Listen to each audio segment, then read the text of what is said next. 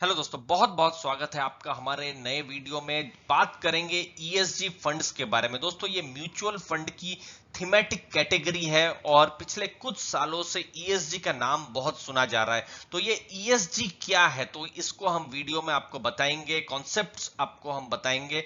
ESG investing अब momentum में क्यों है, क्योंकि इंडिया में अभी नए एनएफओज आ रहे हैं इसके ऊपर, और इंडिया के बाहर भी यूएस में भी यहाँ पर ईएसजी को लेकर बहुत ज्यादा अभी एक्टिविटीज बढ़ गई है, वो हम आपको बताएंगे। और फिलहाल इंडिया में इन ईएसजी रिलेटेड कौन से फंड्स हैं जहां पर इन्वेस्ट किया जा सकता है। दोस्तों, ये थीमेटिक फंड्स है, ये जरूर ध्यान में रखिएगा। तो यहां पर रिस्क थोड़ी ज्यादा रहती है, उसको भी आप बिल्कुल ध्यान में रखिएगा। चलिए बताते हैं ये ईएसजी होता क्या है।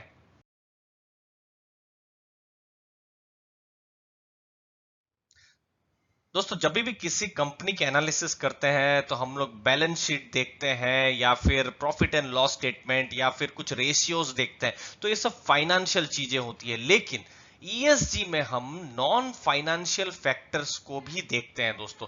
तो ईएसजी का मतलब क्या है? इन्वायरमेंटल, सोशल और गवर्नेंस, और इन तीनों चीजों का हम डिटेल में एनालिसिस करेंगे और आपको बताएंगे। एक जस्ट एग्जांपल दे दे, जो कि कुछ सालों पहले जापान में हुआ था। जापान में कंपनी थी निसान करके। अब निसान में क्या हुआ कि जो बोर्ड था, जो गवर्नेंस था, बहुत ही कमजोर था।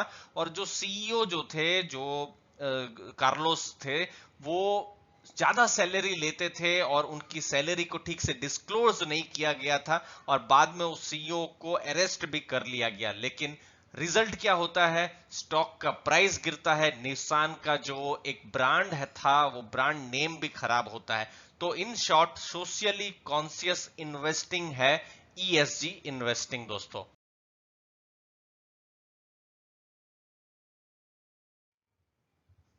तो दोस्तों, ऐसी कंपनियां जो इन्वायरमेंट पर ध्यान देती है, इन्वायरमेंट पर जो मेजर चैलेंजेस है जैसे क्लाइमेट चेंज, तो कंपनी रिस्पॉन्सिबल है क्लाइमेट चेंज के प्रति।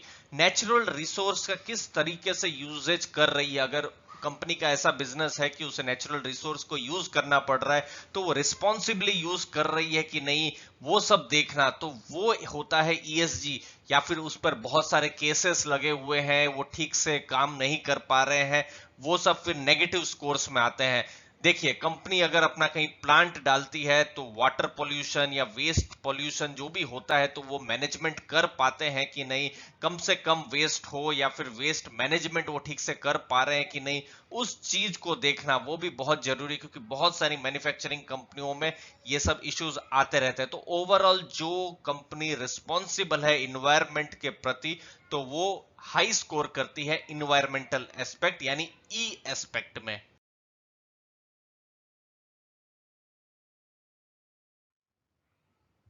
दूसरी चीज हो रही है दोस्तों, ह्यूमन कैपिटल। ह्यूमन कैपिटल में इंप्लॉइज हो गए कि इंप्लॉइज को ठीक ठाक ट्रीटमेंट मिल रहा है कि नहीं, एचआर पॉलिसी है तो उसका अमल लाया जा रहा है कि नहीं।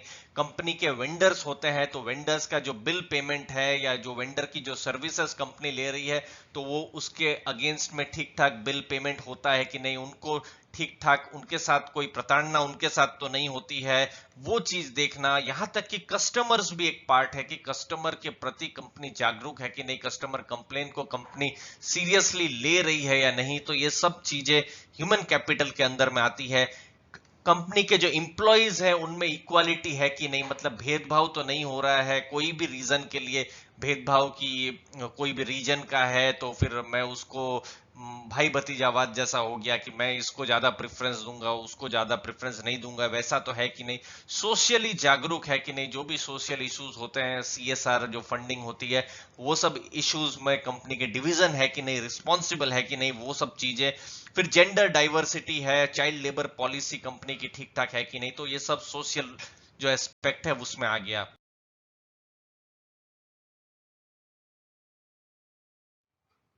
अब दोस्तों तीसरा पार्ट वो है गवर्नेंस कि कंपनी कितनी ट्रांसपेरेंट है कि नहीं, अपने जो शेयर होल्डर्स है या फिर स्टेक होल्डर्स है उनके साथ इंफॉर्मेशन जो इंपॉर्टेंट है वो शेयर कर रही है कि नहीं, वो चीज देखा जाता है। बिजनेस एथिक्स इसके ठीक है कि नहीं, जो भी बिजनेस कर रही है वो ठीक ठाक कर रही है कि नहीं, प्रोसेस से कर रही है कि नहीं, लॉज को तोड़ तो नहीं रही है, वो सब चीजें होती है। दोस्तों वीडियो में हम ईएसजी को बहुत ही इजी आपको बताने की कोशिश कर रहे हैं। वीडियो में वैल्यू लग रही हो तो जरूर चैनल को लाइक शेयर सब्सक्राइब कीजिएगा दोस्तों। करप्शन के जो इश्यूज होते हैं कंपनी में, कोई इंप्लॉय करप्शन हुआ या कोई दूसरे लेवल पर, तो कंपनी कैसे डील करती है, मैनेज करती है, उनकी क्या पॉलिसी है, वो चीज है दोस्तों। फिर चौथी चीज बोर्ड कंपोजिशन कैसा है, और ये बहुत जरूरी है।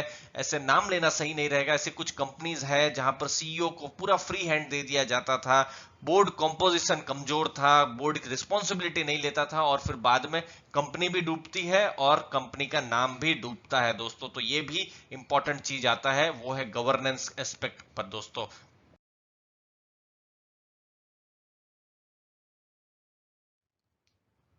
अब ग्लोबल लेवल में ईएसजी क्यों मोमेंटम कर रहा है वो बताते हैं। देखिए ये सब क्वालिटी कंपनीज होती है, ऑलरेडी फिल्टर्स हो ही जाती है अच्छी कंपनी जो कि सस्टेनेबल ग्रो करेगी, तो वो एक अच्छा रहता है। रिस्क कम रहता है लेकिन इन कंपनियों में ग्रोथ पोटेंशियल ज्यादा रहता है, तो इन्वेस्टर्स को पसंद आता है। यूएस में बहुत ही ज्यादा पॉपुलर हो रहा है, स्पेशली इस कोविड के समय में ये अच्छा खासा पॉपुलर हुआ है। देखिए 534 जो सस्टेनेबल इंडेक्स फंड्स हैं आज की तारीख में यूएस, जी हाँ 534 फंड है। 250 बिलियन डॉलर यानी 18 लाख करोड़ का जो पैसा है मैनेज हो रहा है आज की तारीख में, अगर आप यूएसए की बात करें। और मॉर्गन स्टैनली के इंस्टीट्यूट ने एक सर्वे किया था और उन्होंने बताया कि 95% मिलेनियल्स जो है सस्टेनेबल इन्वेस्टमेंट में आज की तारीख में भरोसा रखते हैं। तो ये धीरे धीरे ये कॉन्सेप्ट बढ़ रहा है, दुनिया भर में बढ़ रहा है। यूके या फिर आप यूरोप की बात करें वहां पर अच्छा है, यूएस में मोमेंटम गेन कर रहा है, और अब इंडिया में भी फंड्स आ रहे हैं दोस्तों।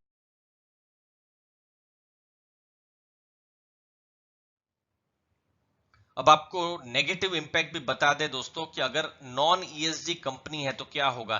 देखिए कंपनी अगर बहुत ज्यादा पॉल्यूशन फैलाती है तो टैक्स इंपैक्ट भी हो सकता है, गवर्नमेंट हो सकता है टैक्स ज्यादा कर दे भविष्य में कि ये पॉल्यूशन कर रही है, चलिए इस पर टैक्स लगा देते हैं।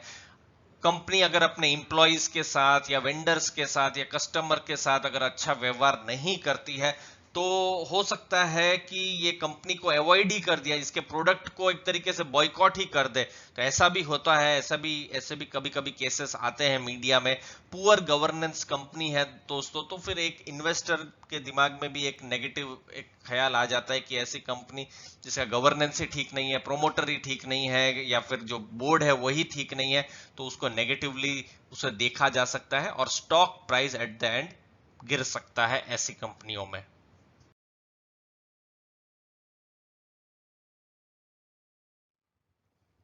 इंडिया में कौन से ऐसे फंड है, तो क्वांटम इंडिया ईएसजी फंड है, SBI magnum equity ESG fund है, एक्सिस ईएसजी इक्विटी फंड है। ये नए ही फंड है दोस्तों, और अभी लेटेस्ट में आया है जिसका एनएफओ आया हुआ है अक्टूबर 5 में। एनएफओ जो बंद हो रहा है वो है आईसीआईसीआई प्रूडेंशियल ईएसजी फंड, नया एनएफओ है, इसी थीम पर आया है। तो वही हम बता रहे थे कि ये जो कॉन्सेप्ट है अब गेन कर रहा है पूरा। अगर आप इंडिया की भी बात करें तो वहां भी ये ईएसजी का कॉन्सेप्ट गेन कर रहा है। अगर इन चारों फंड में से किसी फंड पर अगर आप चाहते हैं हम डिटेल एनालिसिस कर रहे हैं तो जरूर कमेंट सेक्शन में लिखिए, लाइक कीजिए वीडियो में अगर आपको कुछ नया सीखने को मिला, कुछ नया आपको आइडियाज मिले हैं दोस्तों। तो हर समय की तरह आपका बहुत बहुत धन्यवाद आपके प्यार के लिए। वीडियो अच्छा लगा तो जरूर लाइक शेयर सब्सक्राइब कीजिए। Thank you very much.